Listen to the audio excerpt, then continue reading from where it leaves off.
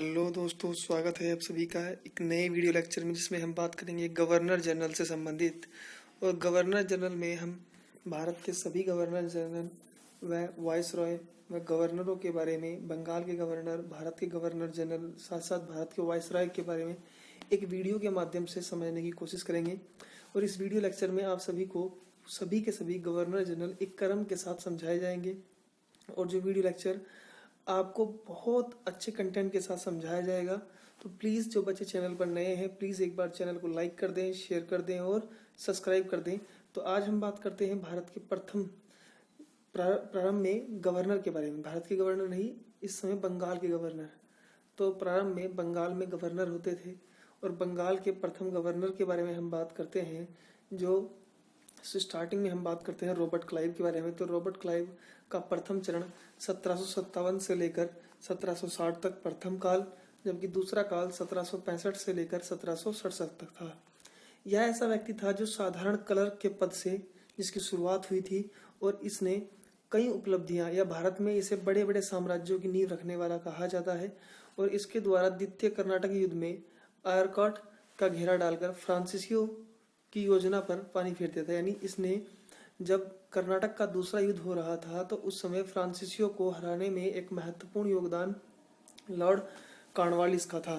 और प्लासी के दूसरे युद्ध में सिराजुद्दौला को हराने के लिए बंगाल का जो दूसरा नवाब, बंगाल के नवाब सिराजुद्दौला को हराने में भी रॉबर्ट क्लाइव का बहुत बड़ी महत्वपूर्ण भूमिका थी। और प्लासी के युद्ध के समय बंगाल का गवर्नर रॉबर्ट क्लाइव था।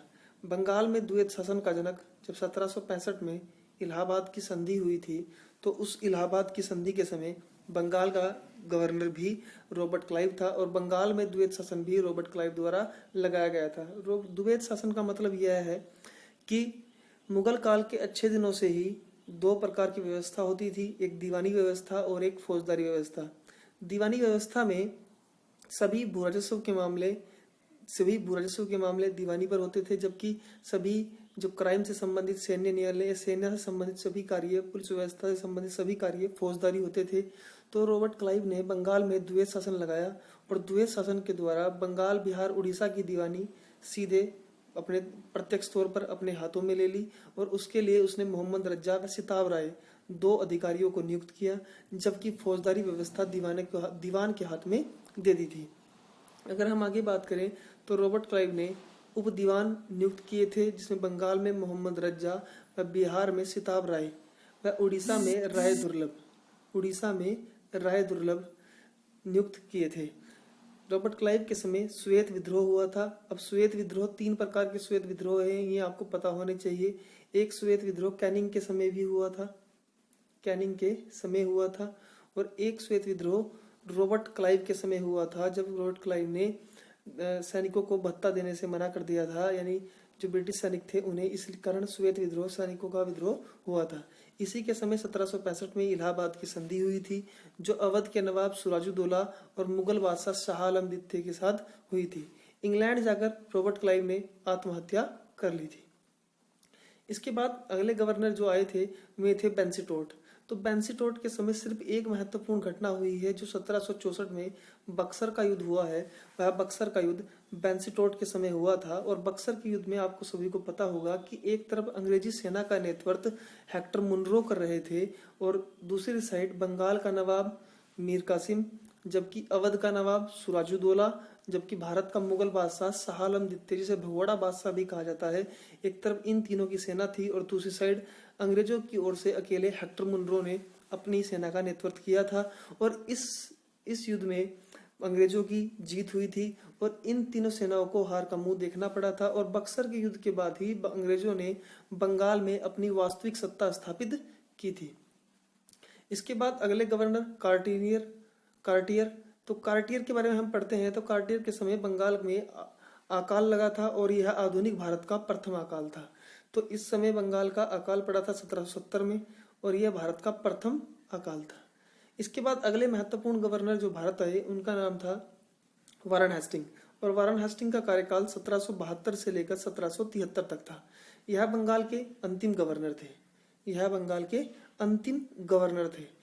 बंगाल में अंतिम गवर्नर के साथ साथ इन्होंने बंगाल में चली आ रही व्यवस्था द्वैत शासन, द्वैध शासन को समाप्त कर दिया था। और अभी द्वैध शासन मैंने आपको अच्छी तरह समझाया, दो तरीके से शासन करना, और द्वैध शासन क्लाइव द्वारा लाया गया था जबकि समाप्त वारेन हेस्टिंग द्वारा किया गया था। अब देख सकते हैं इनके द्वारा प्रत्येक जिले में एक फौजदारी और एक दीवानी अदालत, इनके द्वारा प्रत्येक जिले में एक फौजदारी अदालत और एक दीवानी अदालत की स्थापना की गई थी। आगे हम बात करते हैं, इनके समय 1773 में रेगुलेटिंग एक्ट आया था, और रेगुलेटिंग एक्ट के द्वारा वारेन हेस्टिंग को बंगाल का प्रथम गवर्नर जनरल, तो रॉबर्ट क्लाइव बंगाल के गवर्नर थे, जबकि बंगाल के प्रथम गवर्नर जनरल वारेन हेस्टिंग को बनाया गया था। इन्हीं के समय 1781 में एक अधिनियम आया, इसके तहत गवर्नर जनरल और उनकी काउंसिल में उच्चतम न्यायालय व मध्य शक्तियों के कार्य क्षेत्र को स्पष्ट करके विभाजित कर दिया गया। यानी 1783 के रेगुलेटिंग एक्ट में आपको पता होगा कि 1773 के रेगुलेटिंग एक्ट में कंपनी पर नियंत्रण करने के लिए पहला प्रस्ताव महारानी द्वारा भेजा गया था, जबकि 1781 में गवर्नर जनरल तथा उसकी काउंसिल, जिसकी काउंसिल थी, एवं कलकत्ता उच्च न्यायालय के मध्य शक्तियों का कार्य क्षेत्र स्पष्ट करने के लिए विभाजित किया गया था। यानी कि पहली बार कार्यपालिका और न्यायपालिका का विभाजन यही हमें देखने को मिलता है।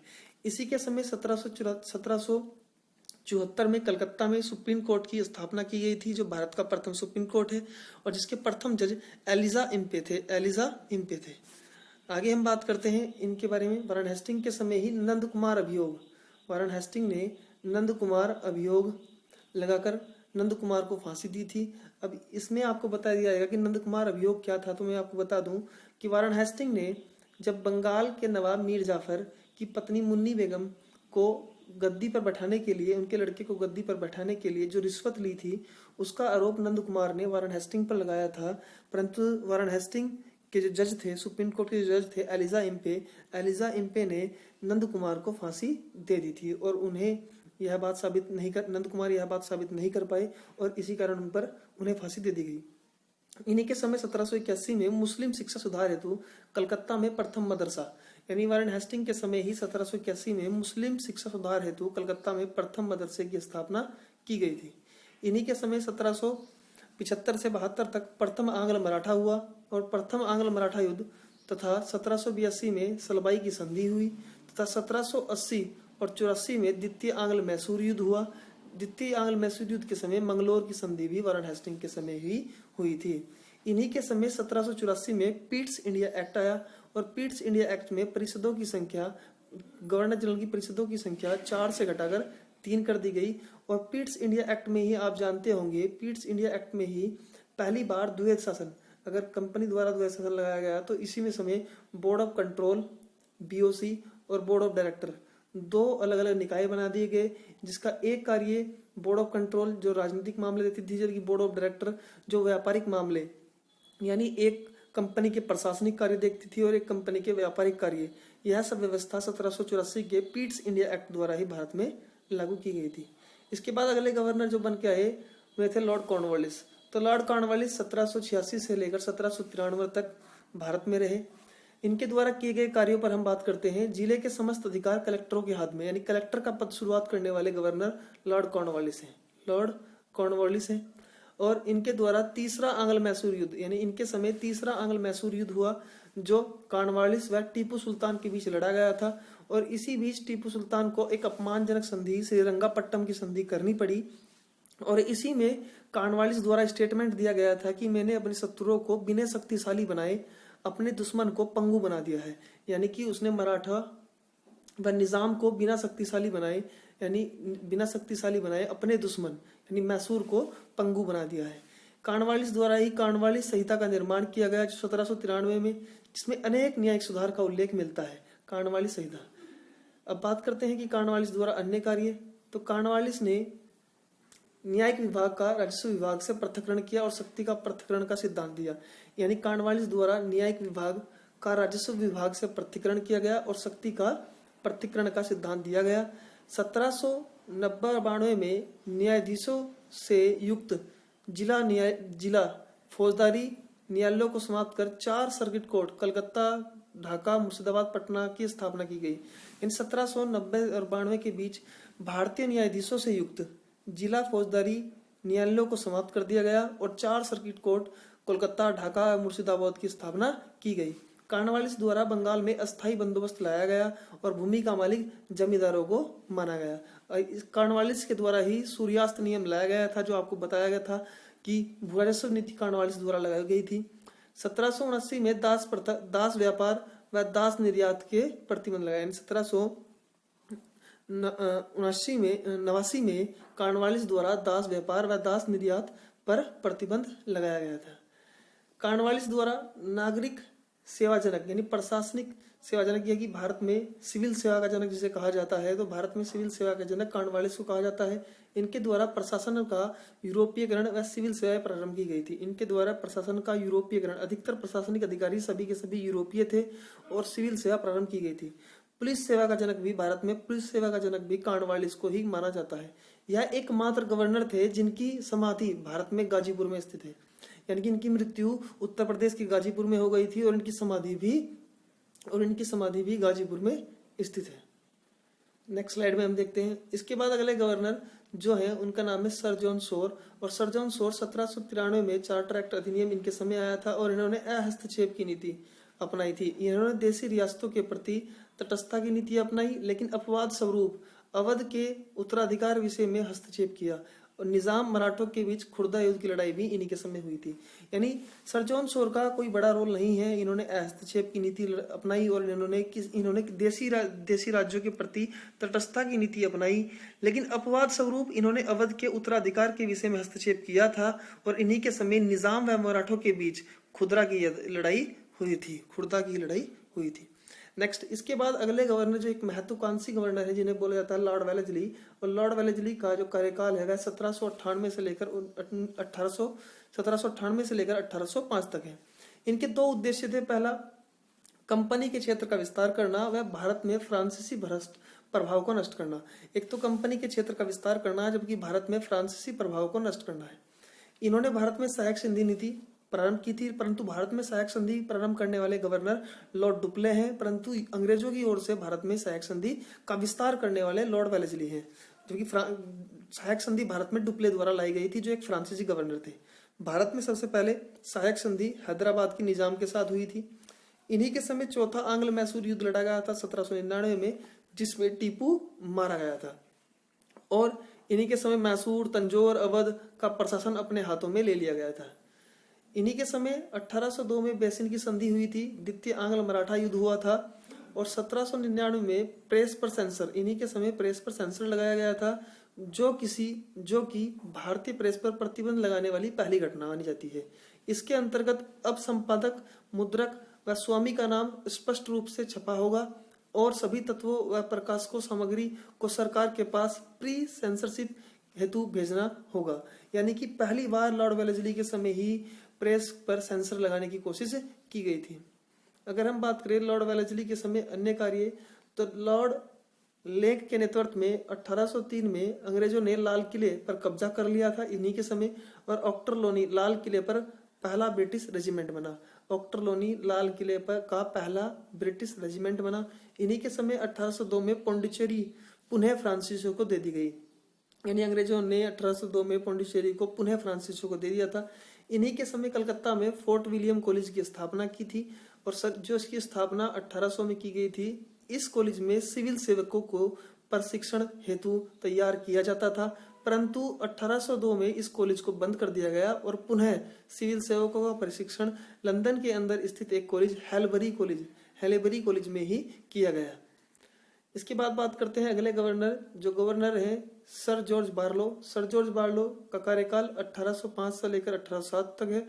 इनके द्वारा रियासतों में हस्तक्षेप की नीति अपनाई गई। इनके समय वेलोर सिपाही विद्रोह हुआ था, जो 1806 में हुआ था। वेलोर सिपाही विद्रोह आप सभी को जानते होंगे कि इस विद्रोह के अंदर आप सभी को पता होगा कि जो भारतीय सैनिक थे, उन्हें कानों में बाली पहनना, राजतिलक लगाना, टिक्का लगाना, ये सभी व्यवस्था धार्मिक आधार पर उन पर प्रतिबंध लगा दिया गया था। 1808 में बंगाल का गवर्नर बना दिया गया, यानी कि यह एकमात्र ऐसे व्यक्ति हैं जिन्हें बंगाल के गवर्नर जनरल से मद्रास का गवर्नर बनाया गया। यानी इनका प्रमोशन नहीं बल्कि डिमोशन हुआ, ये अगले पद पर नहीं बल्कि और पीछे हटे। पहले ये बंगाल के गवर्नर जनरल थे, परंतु 1808 में मद्रास के गवर्नर इन्हें बना दिया गया। यह भारत के एकमात्र ऐसे गवर्नर है। नेक्स्ट, आगे हम बात करते हैं लॉर्ड मिंटो के बारे में। तो लॉर्ड मिंटो के समय जो कार्यकाल है इनका 1807 से लेकर 1813 तक है, और इन्हीं के समय रणजीत सिंह के साथ अब 1809 में अमृतसर की संधि हुई थी। इन्हीं के समय 1813 का चार्टर एक्ट आया था, और इस चार्टर एक्ट के बारे में आप सभी जानते होंगे कि शिक्षा के लिए 1 लाख रुपए इसी चार्टर एक्ट में आए थे। साथ साथ ईसाई मिशनरियों को भारत में प्रचार प्रसार करने की अनुमति इसी एक्ट में दी गई थी। साथ साथ इसी एक्ट के द्वारा भारत में कंपनी का व्यापारिक एकाधिकार समाप्त कर दिया था, जो चीन और चाय के साथ छोड़कर कंपनी को व्यापार करने का अधिकार दे दिया गया था। हम बात करते हैं अगले गवर्नर के बारे में। तो अगले गवर्नर का नाम है लॉर्ड हेस्टिंग, और लॉर्ड हेस्टिंग के बारे में पढ़ते हैं कि लॉर्ड हेस्टिंग का कार्यकाल। तो लॉर्ड हेस्टिंग के बारे में पढ़ते हैं। तो लॉर्ड हेस्टिंग का कार्यकाल 1813 से लेकर 1823 तक था, और इनके द्वारा अहस्तक्षेप नीति का त्याग किया गया, यानी कि इन्होंने कोई हस्तक्षेप की नीति अपनाई नहीं गई। इनके द्वारा अहस्तक्षेप की नीति का परित्याग किया गया। अब इनके द्वारा कुछ महत्वपूर्ण कार्य किए गए, जैसे प्रथम इनके समय आंग्ल नेपाल युद्ध हुआ, और आंग्ल नेपाल युद्ध द्वारा जो आंग्ल नेपाल युद्ध हुआ था, जो 1814 से 1816 तक चलता रहा, इसी के द्वारा 1816 में संगोली की संधि हुई, और संगोली की संधि के तहत अंग्रेजों को गढ़वाल, कुमाऊं, शिमला, रानीखेत अंग्रेजों के अधिकार में आ गया, और सिक्किम को स्वतंत्र कर दिया गया, और गोरखाओं को यहाँ से वापस जाना पड़ा। संगोली की संधि के बाद लॉर्ड हेस्टिंग को मार्केस ऑफ हेस्टिंग की उपाधि दी गई थी। मार्केस ऑफ हेस्टिंग की उपाधि दी गई थी। इन्हीं के समय तीसरा आंग्ल मराठा युद्ध हुआ था। इन्हीं के समय 1818 में तीसरा आंग्ल मराठा युद्ध हुआ था, और पेशवा पद को समाप्त कर दिया गया था। और इस तीसरे आंग्ल मराठा युद्ध का महत्वपूर्ण कारण पिंडारी माने जाते हैं, और पिंडारियों का दमन भी लॉर्ड हेस्टिंग द्वारा ही किया गया था। और पिंडारियों का दमन करने के लिए लॉर्ड हेस्टिंग ने टॉमस हिस्लोप नामक एक अंग्रेज अधिकारी की नियुक्ति की थी।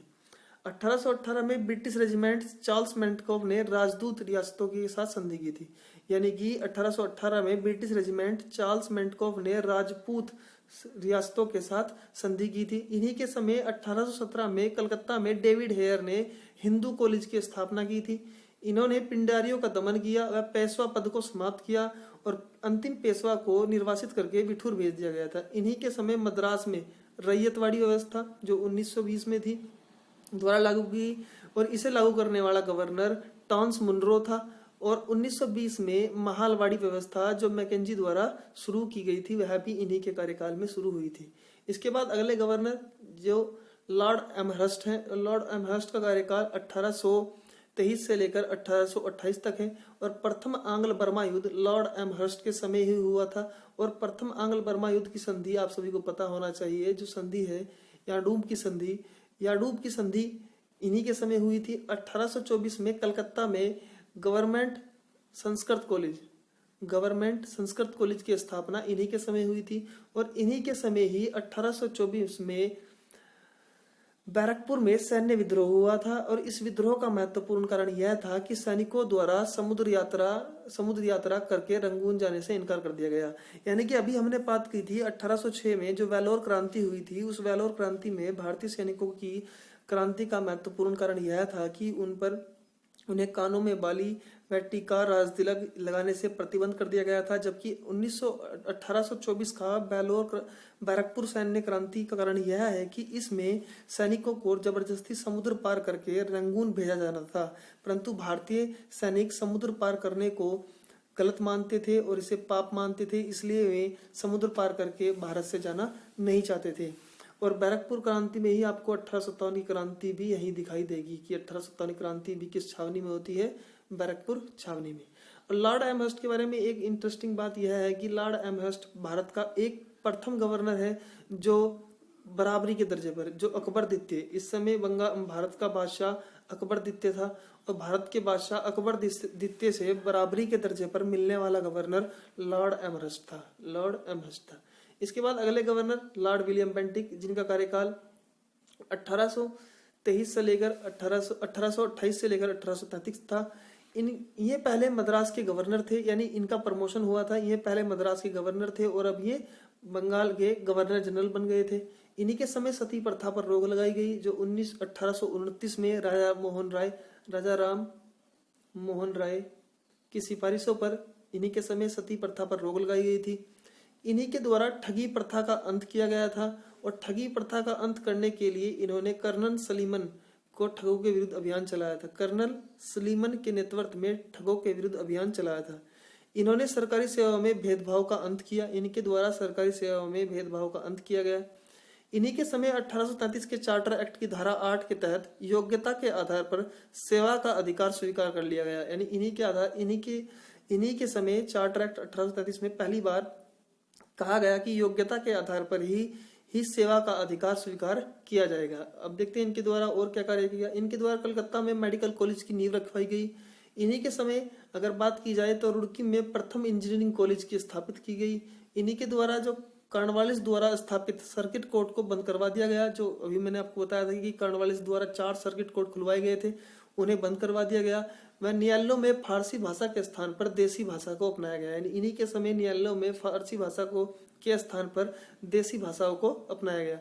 अब बात करते हैं लॉर्ड विलियम बेंटिक के बारे में। तो लॉर्ड विलियम बेंटिक के समय 1833 का चार्टर एक्ट आया था और इस चार्टर एक्ट के द्वारा बंगाल के गवर्नर को भारत का गवर्नर जनरल बना दिया गया। और भारत के गवर्नर जनरल बनने के साथ साथ बंगाल का गवर्नर लॉर्ड विलियम बेंटिक इस समय कंपनी के व्यापारिक एकाधिकार को पूर्णतः समाप्त कर दिया गया। जो हमने 1813 के चार्टर एक्ट में हमने पढ़ा था कि कंपनी चाय और चीन के साथ व्यापार को छोड़कर उसका पूर्ण एकाधिकार समाप्त कर दिया जाएगा, परंतु 1833 के चार्टर एक्ट में कंपनी का पूर्णतः व्यापारिक एकाधिकार समाप्त कर दिया गया। अब कोई भी यूरोपीय कंपनी भारत आकर व्यापार कर सकती थी, चाहे वो चीन हो चाहे वो चाय हो, उसके साथ भी। इसी अगर हम देखें तो अफीम के व्यापार को निर्मित किया और अब यह केवल बंबई से ही निर्यात किया जाती है। यानी इसके द्वारा अफीम के व्यापार को नियमित किया गया और कहा गया कि अब जो अफीम है वह केवल बंबई से ही निर्यात की जा सकती है। 1834 में पंजाब प्रेसिडेंसी यानी आगरा प्रेसिडेंसी, पंजाब नहीं आगरा प्रेसिडेंसी का निर्माण भी लॉर्ड विलियम बेंटिक के समय ही हुआ था। और लॉर्ड विलियम बेंटिक के समय ही 1833 के चार्टर एक्ट में सिफारिश की गई थी विधि आयोग की कि पहला विधि आयोग बनाया जाए। और इन्हीं के द्वारा 1835 में शिक्षा संबंधी प्रस्ताव भी आया था और शिक्षा संबंधी प्रस्ताव में अंग्रेजी भाषा को उच्च शिक्षा का माध्यम बनाए जाने की घोषणा की गई थी कि भारत में अंग्रेजी शिक्षा का माध्यम बनाया जाना चाहिए।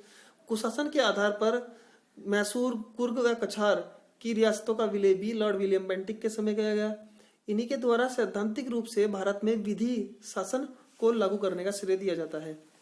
तो आपको पता होगा कि प्रथम विधि आयोग के अध्यक्ष लॉर्ड मैकाले हैं और लॉर्ड मैकाले द्वारा ही भारत में अंग्रेजी शिक्षा का विस्तार किया गया है। और अंग्रेजी शिक्षा के विस्तार के लिए ही भारत के अंदर प्राच्यविद व आंग्लविद दो वाद हुए थे, जिनमें आपसी लड़ाई हुई थी कि भारतीय शिक्षा क्या इनकी प्राथमिक भाषा, क्या इनकी जो देसी भाषा है उसी में इनकी शिक्षा दी जाए, यानी शिक्षा का माध्यम हिंदी हो या अंग्रेजी हो। इसके बीच जो विवाद हुआ था वह विवाद भी लॉर्ड विलियम बेंटिक के समय ही हुआ था। और लॉर्ड विलियम बेंटिक भारत के प्रथम गवर्नर जनरल थे जो 1833 के चार्टर एक्ट द्वारा बनाए गए थे। और भारत में अंग्रेजी शिक्षा का विस्तार करने वाले लॉर्ड मैकाले हैं। और भारत में जो शिक्षा का विस्तार हुआ है उसमें माना जाता है कि लॉर्ड मैकाले ने अधोगामी निस्पंदन का सिद्धांत दिया था और जिस सिद्धांत के अनुसार कहा गया था कि भारत में शिक्षा का विस्तार छन छन कर होना चाहिए। नेक्स्ट स्लाइड में हम देखते हैं अगले गवर्नर के बारे में। तो अगले गवर्नर हमें दिखते हैं लॉर्ड मेंटकॉफ। और लॉर्ड मेंटकॉफ का जो कार्यकाल है वह 1835 से 1836 तक है। और इनके बारे में सिर्फ एक ही क्वेश्चन यह आता है कि इनके द्वारा भारत में प्रेस का मुक्तिदाता लॉर्ड मेंटकॉफ को कहा जाता है। इन्होंने 1833 के नियमों से प्रेस को पूर्ण मुक्ति दिलाई थी। इसके बाद नेक्स्ट गवर्नर आते हैं हमारे सामने लॉर्ड ऑकलैंड। और लॉर्ड ऑकलैंड का जो कार्यकाल है वह 1836 से लेकर 1842 है। लॉर्ड ऑकलैंड के समय प्रथम आंग्ल अफगान युद्ध हुआ था। और लॉर्ड ऑकलैंड के समय जो प्रथम आंग्ल अफगान युद्ध हुआ था वह 1839 से 1842 तक चला।